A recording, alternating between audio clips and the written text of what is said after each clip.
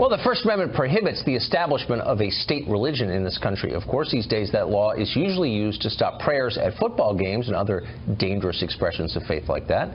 But now a Christian group says it is needed to stop the federal government from promoting the religion of Islam.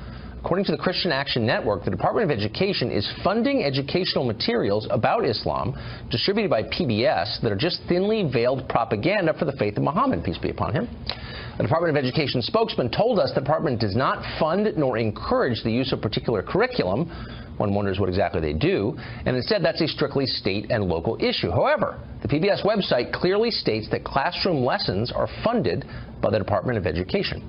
We pointed that out to the Education Department. We're still waiting for a response from them. Martin Moyer is the founder of the Christian Action Network, and he joins us tonight. Martin, thanks for coming on. So explain how you believe the Department of Education is funding pro-Islamic propaganda. What are they doing exactly? Well, first of all, if you go to the PBS Learning Media website and pull up the Islamic education programs, they have the Department of Education seal on it, and it says funded by the Department of Education. So we took a look at these various programs that are available for the public schools, and we were quite frankly shocked at some of the lesson plans that students have to achieve in the classroom. For instance, teachers are expected to ask their students, what does a Muslim prayer sound like? What do Muslim prayer movements look like? What are some of the things that Muslims say when they are praying? And you have to ask yourself a question. Why does the federal government find it necessary that our kids, grades 5 through 12, know what a Muslim prayer sounds like? As a matter of fact, what would the proper answer to that be? How can a teacher grade a student on these type of questions? But that's not all, Tucker. Students are also given a worksheet, and on that worksheet, they have verses from the Quran and the Hadith that they have to read. Then the student has to give the meaning of those verses. Then they have to explain how those verses are used in the everyday life of a Muslim. Can you imagine the outrage if students were given scripture from the New Testament and told they have to give the meaning, interpret that New Testament scripture, and explain how Christians use that scripture in their everyday life? Well, we know the ACLU would be outraged. They'd be running to the courthouse steps. They have a lawsuit in their hand, and they'd probably break a leg trying to get up those steps fast enough. So growing fears among students at a publicly funded community college as a controversial professor gets a top award just one semester after bashing President Trump in a classroom rant that went viral. Remember this? White supremacist and a vice president that is one of the most anti-gay humans in this country. And so we are in for a difficult time, but again, I do believe that we can get past that. Our nation is divided. We have been assaulted. It's an act of terrorism. One of the most frightening things for me and most people in my life is that the people committing the assault are among us. It is not some stranger from some other country coming in and attacking our sense of what it means to be an American and the things that we stand for. We are way beyond Republicans and Democrats, and we're really back to being a civil war. And I don't mean it in a fighting way, but our nation is divided as clearly as it was in Civil War times.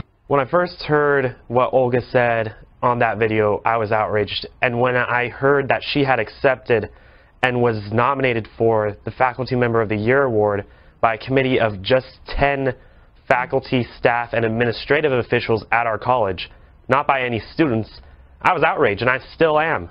The two pro-life activists who exposed Planned Parenthood's practice of selling baby body parts are now being charged with 15 felonies in the state of California for violating the privacy of healthcare providers. Journalists David DeLayden and Sandra Merritt face a felony count for each person they secretly recorded and an additional felony charge for criminal conspiracy. The charges come 8 months after similar charges were dropped in Texas, but the California judge says the pair violated privacy law. To the scare on Capitol Hill today, a driver slamming into a police cruiser, officers then opening fire. The car had been driving erratically near the Capitol, and for a time authorities did not know what they were dealing with. Fear this morning that the Capitol was under attack. Come on, that way. A suspicious driver heading toward police. We heard a shot and followed by 2 quick shots after that. This all started around 9:22 a.m. when authorities say an erratic and aggressive driver during a traffic stop made a U-turn, nearly hitting officers, then rammed a police cruiser. Police opening fire in pursuit. Once the shots were fired, that's when the police converged. They were just coming out, seeming like from nowhere. It was all over in seconds. Authorities arresting 20-year-old Talia Everett. Sources telling ABC News she has a history of mental illness. Parts of the Capitol were put on lockdown today, but no one was injured. Still, authorities have seen a pattern of unstable people engaging in acts of violence near Washington landmarks. D.C. officials have told us that every week, 2 to 3 people are referred for mental health services after showing up near the Capitol or the White House, David. All right. CBS affiliate WFSB reports that according to police, Greenwich High School was on lockdown on Wednesday afternoon due to an unspecified threat. The Greenwich Police Department tweeted, "This was not a bomb threat. The particulars will not be released until after the operation is complete." Officers were called to the Connecticut building on Hillside Road around 1 p.m. Standard lockdown procedures continued even without incident. Authorities advised parents not to report to the school and said that all present were safe and no other schools were involved. The United States should be prepared to launch preemptive strikes on Pyongyang, including the use of nuclear weapons if necessary.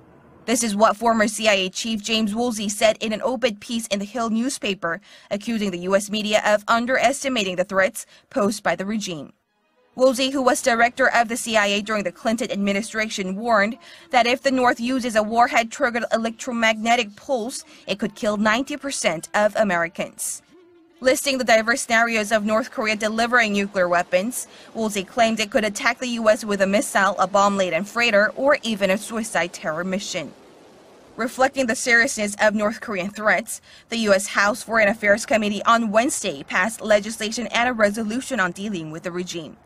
The new legislation includes calls for harsher sanctions on North Korea and relisting the regime as a state sponsor of terror. Amid the heightened nuclear threat, up to 100 people have been spotted at the North nuclear test site, with the leading North Korea monitoring website 38 North saying the regime could conduct its 6th nuclear test at any time. According to the Russian ambassador to South Korea, Moscow is interested in cooperation with Pyongyang. North Korea and Russia are cozying up lately as China takes a firmer stance toward the regime with its recent suspension of North Korean coal imports. Earlier this month, North Korea and Russia signed a labor immigration accord, under which they agreed to send more North Korea workers to Russia. At a meeting the following week, Russian officials reportedly expressed interest in long-term plans to expand the program. The bilateral cooperation comes at a time when a full range of global sanctions has been imposed on the regime, even amid reports that North Korea is preparing for another nuclear test.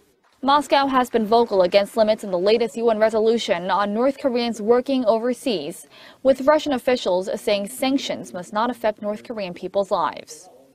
In fact, Moscow has the second most North Korean workers after Beijing, with as many as 50,000 North Koreans believed to be working in Russia.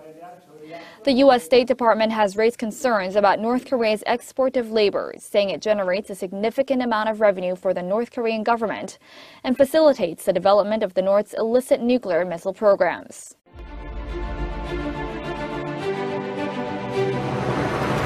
More than 1,500 delegates from 14 different nations are attending the International Arctic Forum in Arkhangelsk this year. For the first time, the Chinese delegation, headed by Vice Premier Wang Yang, has traveled that far north. China is a participant, a builder, and a contributor in Arctic affairs. We would love to and also have the ability to make greater contributions in the development of cooperation in the Arctic region. Along with Russia's Deputy Prime Minister, Dmitry Rogozin, Wang Yang viewed an exhibition showcasing the latest technologies for the Arctic exploration. China and Russia are rapidly developing their Arctic interests. In 2016, Beijing and Moscow sent their first joint expedition to the region. More scientific projects and research expeditions are planned for the future. On the same day as an international summit began on the Arctic, President Vladimir Putin has visited the desolate Franz Josef Land archipelago, reaffirming Moscow's claim to the region. He's to go to the northern Russian city of Arkhangelsk on Thursday for the meeting on how to develop the inhospitable Arctic Ocean. Putin has said he remains open to mutually beneficial partnerships with other countries to tap into the region's resources. Along with Russia, several states, including the US, Canada, Denmark and Norway, are vying for jurisdiction over parts of the Arctic as shrinking polar ice opens up new opportunities for exploration. The region is thought to hold up to 1/4 of the planet's undiscovered oil and gas reserves, and in 2015 Russia submitted a revised claim to the UN for vast territories there. Since then, several oil giants such as ConocoPhillips and Shell have abandoned their Arctic drilling operations, given the cost of exploration and the environmental risks. The Senate has overwhelmingly voted to expand the NATO alliance to include Montenegro. 97 senators voted for the measure yesterday, many casting the vote as a symbolic rebuke to Russia, whose government is opposed to the Cold War-era military organization expanding eastward towards its borders. Worth noting, the Senate's enthusiasm is not entirely shared in Montenegro, where a poll conducted by the Center for Democracy and Human Rights as recently as December showed a slight majority of the country against NATO membership. Senators Mike Lee and Rand Paul, the only two to vote against expansion, questioned the logic of the move. I don't see how the accession of Montenegro, a country with a population smaller than most congressional districts, and a military smaller than the police force of the District of Columbia, is beneficial enough that we should share an agreement for collective defense. The Senate hearing on admitting Montenegro to NATO was really just a punching session about Russia. Not one word was said about allowing Montenegro into NATO or how it would advance our own national security. We were going to send a message to Russia. France has sent military hardware and vehicles to Estonia as part of a NATO military buildup in Eastern Europe. The Estonian army says the military hardware includes Leclerc tanks, infantry fighting vehicles and armored vehicles. 50 French soldiers have also been stationed in Estonia, with another 250 troops due to arrive in April. The French forces will join the British soldiers already deployed in Estonia. The deployments follow an agreement by NATO member states in 2016 to send several multinational battalions to Estonia, Latvia, Lithuania and Poland. Russia has described the deployment of NATO forces near its border as a threat. Moscow has repeatedly warned against what it calls NATO's eastward expansion. And Melissa, we have some new information on ISIS and the danger it may pose to one of our NATO allies. After we just heard from Benjamin about the progress in retaking Mosul from the terrorist group, a new report finds that the Islamic State is gaining a foothold in Turkey, as you know, a key NATO ally. First off, what you outlined in your report, I mean, it's alarming. You got a NATO ally hit by, well, like 30 terrorist attacks, killing more than 300 people, and you say that Turkey has a substantial threat by ISIS to that country. So then what is the result for us? Well, the result is that we're seeing a key Muslim country that has served as a buffer against terrorists, against ISIS. It appears to be eroding. I believe that really this is the result of disastrous policies carried out by the Erdogan government, the current government in Turkey. They tried to topple Bashar al-Assad in Syria by allowing jihadists to cross their border. And in so doing, for many years, they allowed ISIS to essentially nestle into Turkish society. And over the last 3 years or so, we've seen a significant uptick in ISIS activity, and including attacks against this crucial NATO ally. Moving on to other news, protesters took to the streets of Tokyo on Wednesday, which marked 1 year since a controversial law took effect to allow the Japanese military to participate in foreign conflicts. It was the first such legislation to override Japan's post-war pacifist constitution. Shortly after Japan's new security legislation was passed a year ago, civic groups began to rally against the decision and are taking legal action against the state. The rally started in April of last year with about 500 people from Tokyo and Fukushima Prefecture questioning if the security laws can violate the pacifist constitution. It's almost a year later, and now there are 5,500 people from all over the nation supporting the legal action. According to local publication Asahi Shimbun, the number of people objecting to the government exercising its right to collective defense is increasing in the Gunma and Miyagi prefecture.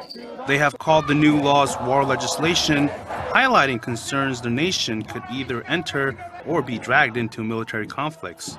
Despite the growing number of protesters in the nation, the government has already taken further steps. Prime Minister Shinzo Abe has agreed to dispatch a self-defense force to an upcoming U.S. drill, which would be the first ever collaborative exercise between the SDF and U.S. Navy in the Pacific. Once the exercise takes place, the SDF's cooperation with the U.S. Armed Forces will become more active than ever. Moreover, the expansion of SDF's overseas activities will escalate tensions in Southeast Asia over territorial disputes. Israeli defense officials are concerned over intelligence reports that Hamas has been able to manufacture dozens of new missiles that are significantly more dangerous than the ones a terror group has used in the past. Each of the new rockets is believed to be capable of being packed with hundreds of pounds of explosives. They're all short range, which can present a problem for Israel's Iron Dome. Even though the defense system is incredibly successful at intercepting incoming projectiles, it may have difficulty with this latest acquisition. That's because there might not be enough time for the Iron Dome to identify and destroy the rockets before they strike southern Israeli communities, only a few miles away from Gaza. The Iron Dome was a real game changer during the 2014 war with Hamas, and now Israel's Navy wants to put 2 of the defense systems on each of the nation's 4 new warships. That's a report we're hearing from defense sources. The extra protection is needed because just like Hamas, Israel's enemy to the north, Hezbollah has also been busy building up its own missile supply. The Lebanese terror group now poses a greater threat due to its stockpile of 122 grade type rockets and even longer range airborne weapons. Israel's naval vessels are responsible for ensuring the security of the country's offshore oil rigs and natural gas platforms in the Mediterranean. The new fleet is already being equipped with a Barak 8 surface-to-air missile to shoot down any incoming threats. The addition of an extra Iron Dome on board may slightly delay delivery of the 4 Sa'ar-6 class corvette ships, which are currently being assembled in Germany. They're due to arrive as early as 2019. Today, Jordan's King Abdullah II said that regional peace is not possible without the creation of a Palestinian state. In a statement at the Arab summit held in the Dead Sea, the king said that, quote, Israel is continuing to expand settlements and wreck chances of peace. There is no peace or stability in the region without a just and comprehensive solution to the Palestinian cause through a 2-state solution, end quote. The Jordanian king went on to say that the Hashemite kingdom would not tolerate any harm to come to the Al-Aqsa Mosque, and that any unilateral moves by Israel altering the status quo of the Temple Mount would have disastrous effects for the region. The Temple Mount is the holiest site in Judaism and the 3rd holiest site in Islam, and is currently under a custodianship of the Hashemite Kingdom of Jordan despite being in Israel. The Palestinians have claimed East Jerusalem as their future capital, though Israel captured East Jerusalem in 1967 and subsequently annexed it. Palestinian President Mahmoud Abbas has declared his willingness to negotiate a peace agreement with Israel, and he made the major statement from Brussels after meeting with several high-ranking European Union leaders.